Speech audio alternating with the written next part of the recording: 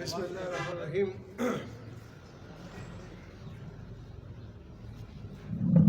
مونږ پرون دا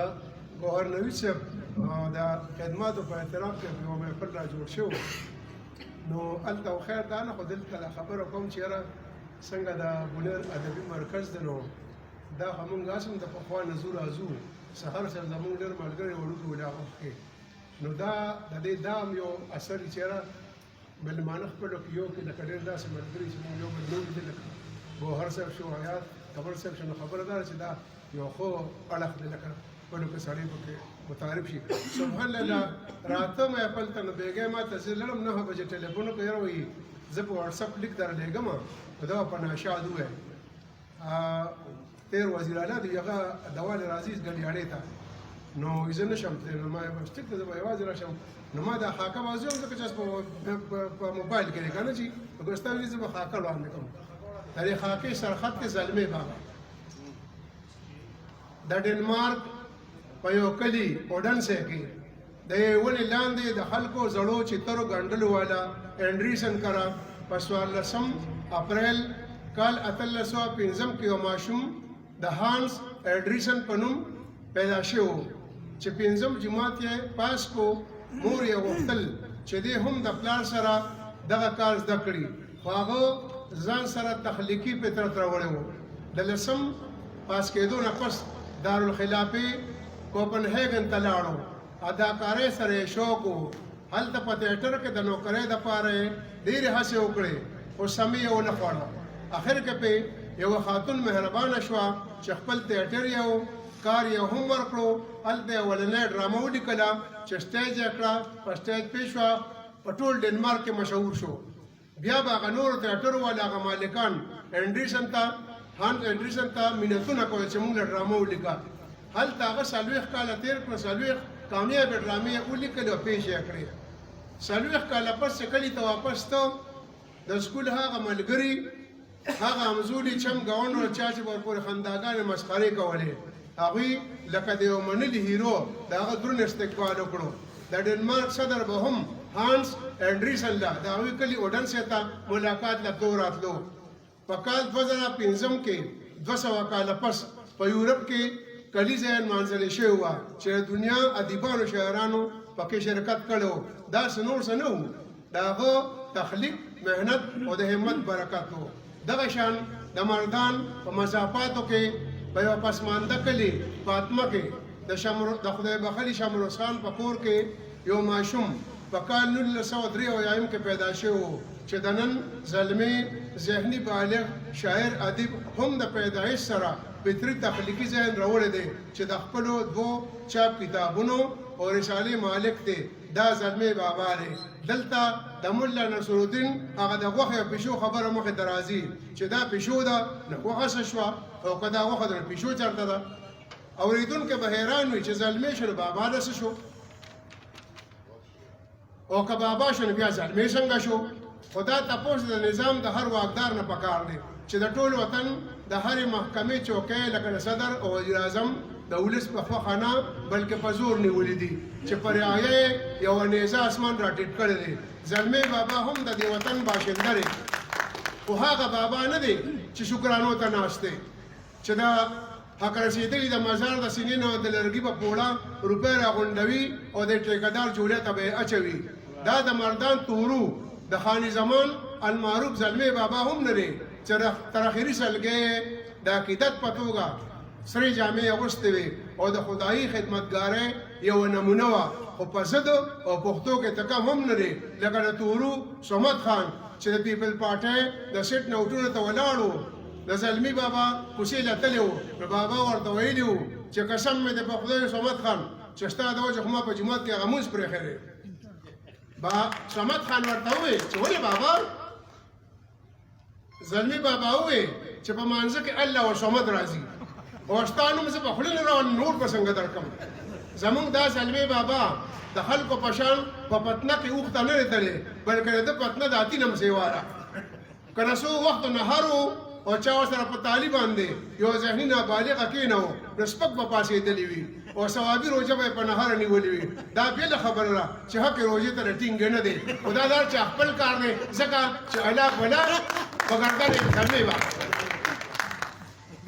د وتی مردان د شهیدانو بازار سره جوخ د فرنټیر ټمبر سٹور مالک عبدالواجد پشان کچا په جمع کې سره د بوټانو اورکوټ په تله کې ودللو زما یقین دي چې پوره 20 کیلو بخیږي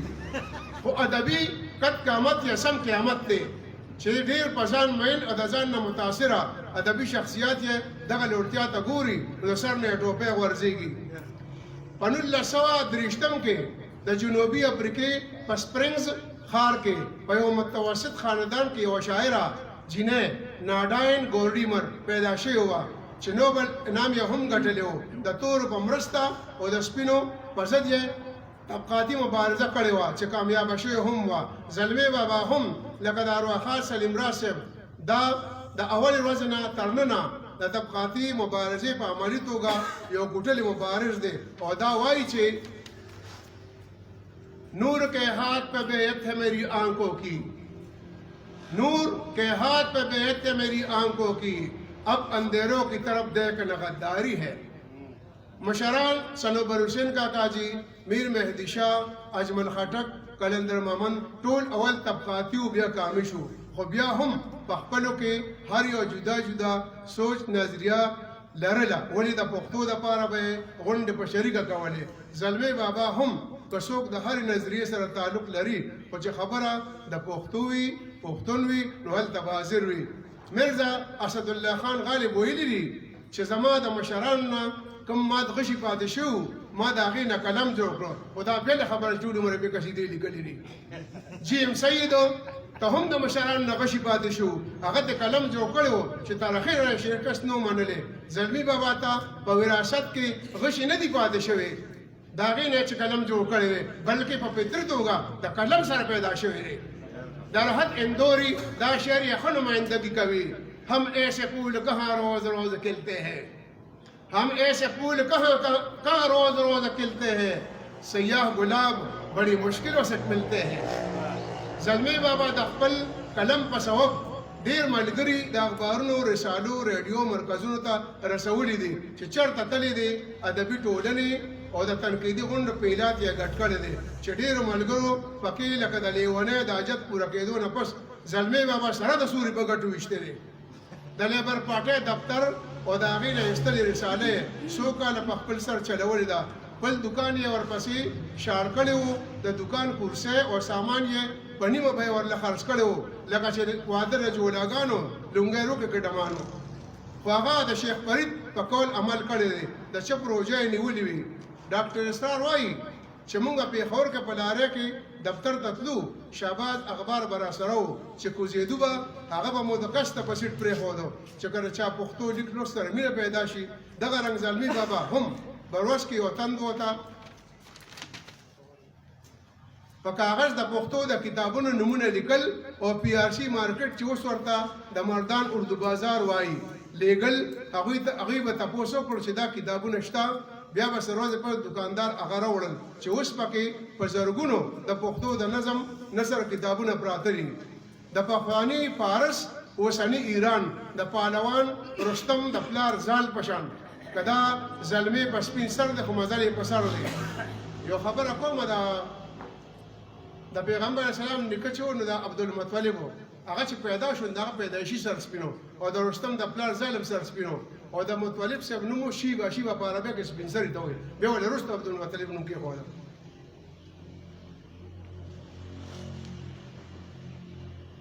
خو مزل یې په سر دی لینن چې کله چې له وطن و نو مور به ولې د خرڅ دپاره پیسې لیږلې چې هغه به پکې ځان له کتابونه هم اخیستل چې ختمې به شوې بیا یې په کرایه کتابونه اخیستل زلمی بابا هم چې پیسې نه لري نو په کرایه خو نه البته په قرض یا د ملګري نه په سوال کتابونه اخلي خو هسې یې لکه د ځینو ادبي تشپاڼو په لاسو کې نه ګرځوي چې ګنې موږ ته هم ګوته نیوي شي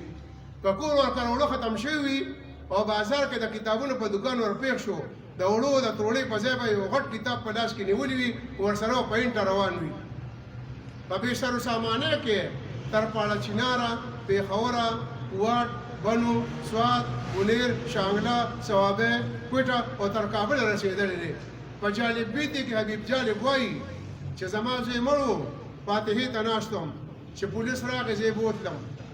څو ورځې پس ما له خپله کور ودانه جیل ته ملاقات نه راله چې ته خو دلته په ارام ناست یې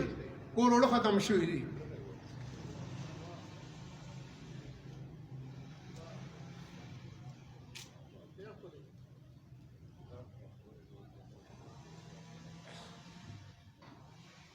د ماشومانو پیسونه هم ختم شوي دي نشي غواړي جالب په چپ خوله په ډکه سترګو دار په زړه تېر کړل جالب وایي چې زه د خدای نه ډېر یارېږم خو مخامخ خدای پاک چاته څه نه وایي زه د خپل مالک مکان نه به ډېر یارېدم چې هغه بنګله زما کور ته مخامخ وه زه چړته هم په دروازه کور ته نه یم تللی زه به اکثر د شا نه په دیوال راوړېدم بل خوا د سند نواب د کروڑونو ایکړه ځمکې مالک د وطن وزیر اعظم ذوالفقار علي بټو چې د وزیر اعظم نه پس په پلیټیز هوټل کې و چې استازي ورپسې ولیږو جالب ته وایي چې غواړي دی جالب ورته ووایي چې ورته وایي چې ته راشه زه نه بټو د هغه کوڅې له ورغې ورته وایي چې ستا پښتو پوره شوه ځه چې وځو لاړو سره د ماشاءالله جرړه صدر ایوب خان چې کله صدارت نه لرې شو نو په یوه غونډه کې ویلي وو چې ای خلکه زما حکومت د ختم کړی دی جالب یاد و تخلیق کار وي په هر دور یې زور منلی شوی دی زلمی بابا هم لکه د جالب په شان په غریبۍ کې د خوددارۍ ژوند کوي دسترخوان یې د یزید نه بلکې د بایزید دی د شاعر مزدور احسان دانش په شان یې هره مزدوري کړې ده هغه که سلمیني ده که د خټو لوټو وه که کلنډري وه که کوچواني وه خو لکه د ځینو کوچوانانو چرم خپل کشې ته کوز کړی نه دی دغه وجه ده چې د حالاتو کاربیټو بې وخته پوخ کړی دی د وجود نه کمزوري دی خو د تندرست شاعر فیض احمد فیض په شان اواز یې د ښځو په رنګ نه دی زلمی بابا ډېره موده لکه د مټو خانزاده نه واده کړی و خو ډېر ژر یې دوه سترګې څلور شوې لکه د ساحر لودیان وي د خپل پلار رقیب هم پاتې شوی دی په هم جومات کې د ساحر کتاب تلخیاں لوستی و چې تر اوسه ترې متاثره دی دا ځان له اوږد باس دی چې په پښتو کې د چا نه متاثره دی نو هغوی په خپل هم د زلمي بابا شویان تخلیق نشي کولی نه خپله لقب او خطاب خوښوي نه بل له ورکوي که چا ورسره بد کړي وي پخو لفظونه یادوي او دا وایي چې د ښو لفظونو تخلیق کولو سره ښې روي هم خپلول پکار دي ځکه چې که ښه لفظونه په کتابونو کې ژوندي پاتې شي نو ښې روي په زړونو کې لکه جارج برنارد شا چې چا له خپل کتاب تحفه کې ورکړی دی هغه تحفه کړی شوی کتاب یې د دوکاندار نه واپس اخیستی دی په بیه او دوست یې بیا ډالۍ کړی سره دی لفظونو چې خپل ګران ملګري ته دوباره ډالۍ لکه د فلسطین د شاعر محمود درویش زلمی بابا هم وایي چې د وطن مثال د مور د لاس د پخېوي شوې ډوډۍ د خوراک نوم دی چې انغرې روان کړی بچي به څه خوري مور به څه کوي دا سوچ یې په خپله شاعرۍ کې بیا بیان کړی دی تخلص یې ځان له داسې خوښ کړی دی که چا ورته ووایي چې دا څنګه تخلص دی ولې ته خفه یې څه نو سره به ورته ووایي ته خوشحاله یې ها ما ته وښیه که نو څوک خوشحاله دي دا نظام دی په دې وطن کې زما او ستا غوندې په کروڑونو خلک در پدې کې بېوره بېدره بېروزګاره سروهلي بروهلي ګرځي ورسره په یوه ساه په منځ کې د سبتیسن کارل مارکس لینن علي عباس جلالپوري او دستویفسکي حوالې هم ورکوي تپوس کوونکي اریان دریان پاسې دا مصر ازمري برې ته لګوتې وړی څوک ملګری چې ورته ډېرې شتغې سپوري ووایي نو د هغې جوابي لفظونه د نوړی په شان په بنده خوله وجوي او د شولو زور د بغرۍ نه وباسي برداشتي خو دومره دی چې میادي طبقه کې هم د یار دوست په کار پسې په منډه وي پنډت جواهرلال نهرو چې وزیر اعظم و نو موهنداس کرمچند ګاندي ورته وویل چې موږ اووه کسان اخلو نو ستا څوک وخت دي هغه ورته یو امبیدکر یاد کړه چې دی واخلې ګاندي دا نهرو وی چې دی خو زموږ پارټۍ چې یو پارټۍ کوم نه دی ګاندي ورته وی دې قابلیت ته ګوره هغه امبیدکر یې د هندوستان وزیر قانون واغشته د آزادۍ نه 2 کاله پس د هغه امبیدکر چې د ذات نه شو درو چې هلته د دین لاندې ذات نه د هغه لیکلي آئین چې تر اوسه پورې عقل یو لک پکې بدل شوی نه دی اوس په هغې په ځای زموږ وطن په دې کې هر څو کاله پس بدلېږي چې دا زلمی بابا هم لکه د خپل منډو ترلو ادبي زیار محنت همت په وجه د پښتون وطن پښتو ادب امبید کړ د ځکه چې د صفر نه شروع کړی را لبنا غزل یو غزل شاعر داغه شعر دی چې خاک نابود سے اٹھتا ہے ریاضت کا خمیر خاک نابود سے اٹھتا ہے ریاضت کا خمیر راس آئے نا اسے عارض شهرت کا خمار نن سبا خو لکه د بګت سنگ یې د مخ خطونه داسې پرېښي چې نیمه ګیره ښکاري د ډېرو ملګرو کتابونه یې ما سیوا بغیر د څه خرڅ په شو کاته کې کمپوز کړي او چاپ کړي دي اول کې د انسانانو د مخونو په ښکلا راوستو کې ډېر لاس و چې د خلکو کنډر خړونه د ګلونو دوړولو ګلدستې جوړولې په مطابق الشفا ډینټل کلینک ساولډیر مردان په خپله د نوم طرحه ده سلامت دی یعنې سلیم دی خو بیا هم ناشاد دی یعنې خبرې د ملګري سرتاج خوشحال دا شعر د زلمی بابا یعنې سلیم ناشاد پوره په پوره نمایندګي کوي زه یم ځوان زلمی بوډا هغه بوډا زلمی زه یم ځوان زلمی بوډا هغه بوډا زلمی زما اوړو کې وي نظر د خان وړو کې نظر